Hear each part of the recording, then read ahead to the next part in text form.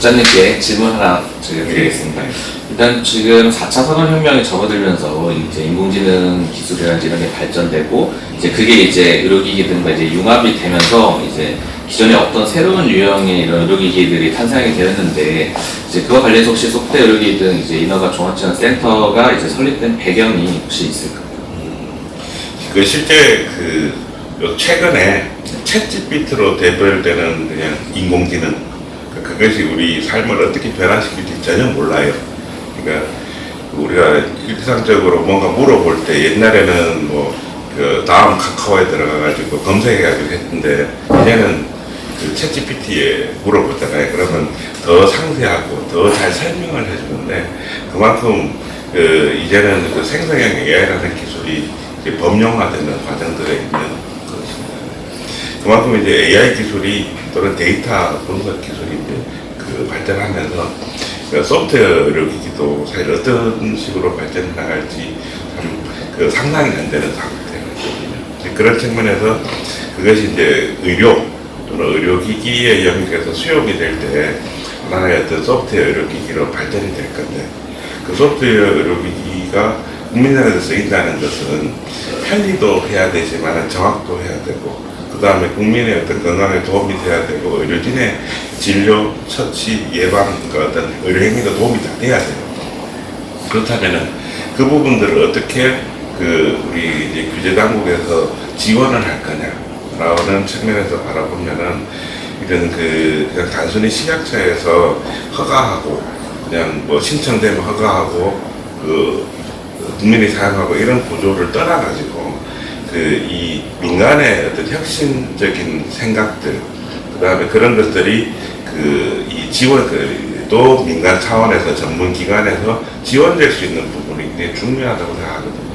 그 측면에서 소프트웨어 의료기기 지원센터라고 하는 부분이 약간의 어떤 식약처와 파트너십을 만들어서 공적인 기능을 민간 차원에서 해준다라고 하면은 그것은 이제 민간 영역에서 학교나 기업이나 이런 데서 개발되는 많은 소프트웨어 의료기기들이 발전이 되고 허가가 되고 국민들이 사용이 되고 그 혜택을 국민에게 가져가는 부분에서 굉장히 좋은 역할을 할 것이고 그것은 기본적으로 우리나라 어떤 의료기기 산업의 성장에도 크게 기여할 거다라고 생각합니다. 네. 그럼 제가 또 질문을 하나 더 드리도록 하겠습니다.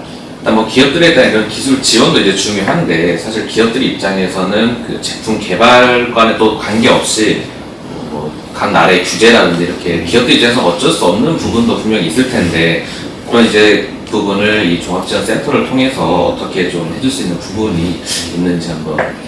그렇죠. 이제 예전에 이제 한 10년, 20년 전에 어떤 지원이라고 하면 허가만 잘 받으면 된다라고 생각했는데 사실 이제는 그걸 좀 넘어서야 될 것 같아요.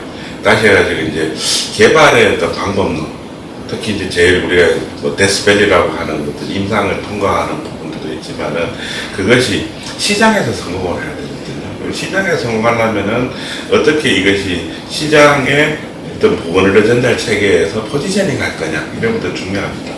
또한 이 글로벌 시대에서 국경이 없잖아요. 네. 특히 이제 이 소프트웨어 같으면은 앱스토어나 아니면 구글 플레이에서 이제 다운로드 받는 상태가 되거든요. 그럼 국경 자체가 없어요. 그러면 이제 그 제품의 성공과 그 제품의 혜택이라고 하는 것 자체가 국경을 초월해서 있기 때문에 이것의 개발은 단순히 한국에서의 개발이 아니고 글로벌 시장 그리고 전 세계 국민들을 타겟으로 한 개발이라야 되는 거거든요.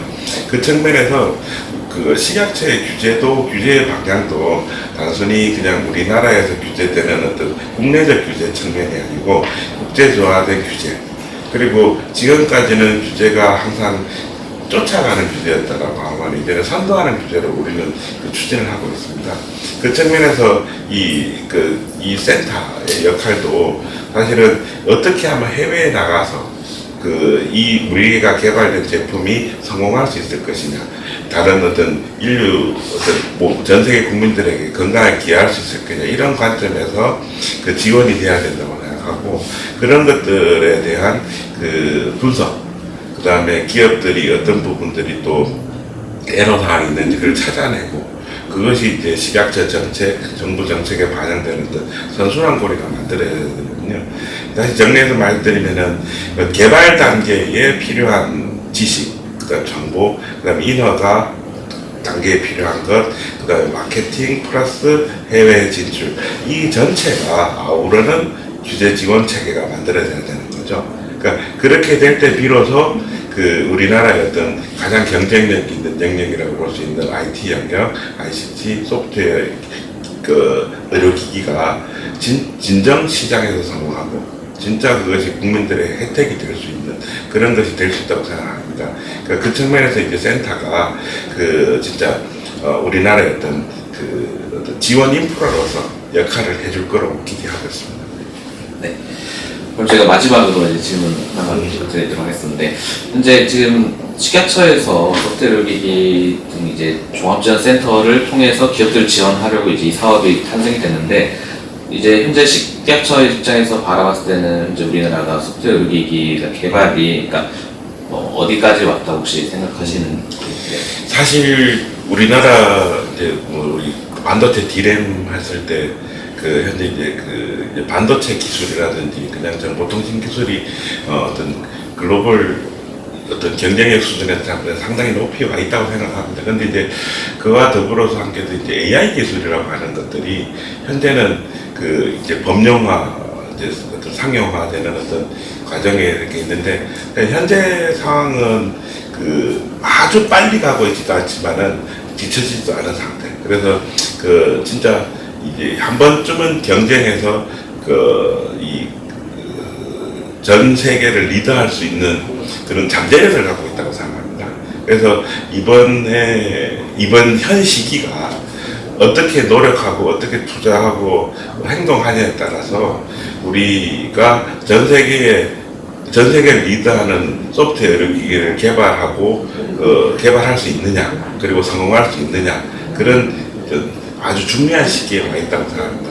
그렇기 때문에 더더욱 이 소프트웨어 의료기기 그 지원 인허가 센터가 잘 역할을 한다라고 하면은 그것이 이제 좀 더 빠른 성공, 좀 더 신속한 성공을 이루어질 거라고 생각합니다.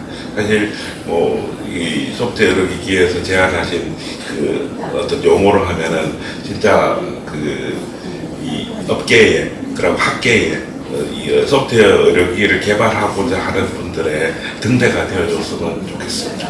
네, 좋은 말씀 감사드립니다. 이상으로 그럼 인터뷰 마치도록 하겠습니다. 네, 고맙습니다. 이제 한국 스마트 헬스케어 협회가 이 소프트웨어 의료기기 등 인허가 종합지원센터를 이제 구축하고 오늘 이렇게 개소식을 하게 되는데, 총장님께서 생각하시는 이 종합지원센터의 역할이나 이런 것들을 좀 생각하시는 게 있으신지 답변 부탁드립니다. 우리 이제 업계에서는 이 소프트웨어 의료기기를 개발하게 되면은 우선 허가를 받는 게 중요하거든요. 근데 이제 식약처 입장에서 보면은 안전하고 효과적인 이런 걸 걸러내야 돼요. 그러면 우리 지원센터에서 업체를 지원을 해서 효과적인 그런 그 소프트웨어 의료기기를 만들도록 지원을 하고, 그 다음에 이 효과적이고 안전한 이제 기기가 만들어지면은 그 다음에 인허가 절차까지 지원을 해서 식약처와 그 업체의 중간 입장에서 우리가 역할을 좀 잘하는 그런 센터가 되도록 해야 될 것 같습니다. 좀 말씀 감사드립니다.